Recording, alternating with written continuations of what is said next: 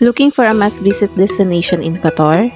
Then the National Museum of Qatar should be at the top of your list. Hi, I'm Zoe, an expat living in the heart of Qatar, passionate about travel, adventure, and discovering the best food spots. From exploring Qatar's hidden gems to indulging in its diverse culinary scene. I love capturing and sharing experiences that inspire fellow travelers and food lovers. Are you ready for an unforgettable journey? Then join me to explore the National Museum of Qatar, a place where history, culture, and innovation come to life.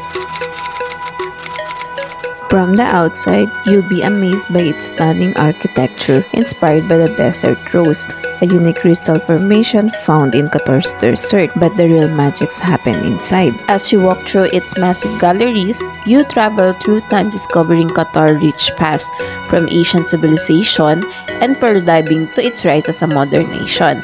The museum is filled with interactive exhibits, breathtaking audiovisual displays, and rare artifacts that make history come to life.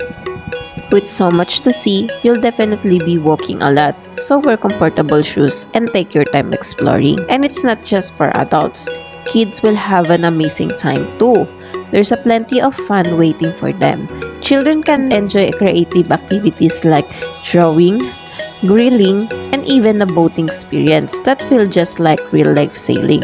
It's a place where learning meets adventure. Before you go, here's an important reminder.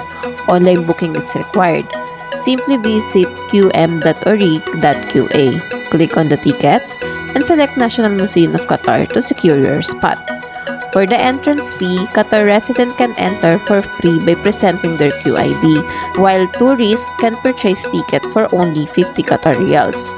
So, whether you're a history lover, an explorer at heart, or a family looking for a fun-filled day, the National Museum of Qatar is the perfect place to visit. Come and experience Qatar's story like never before.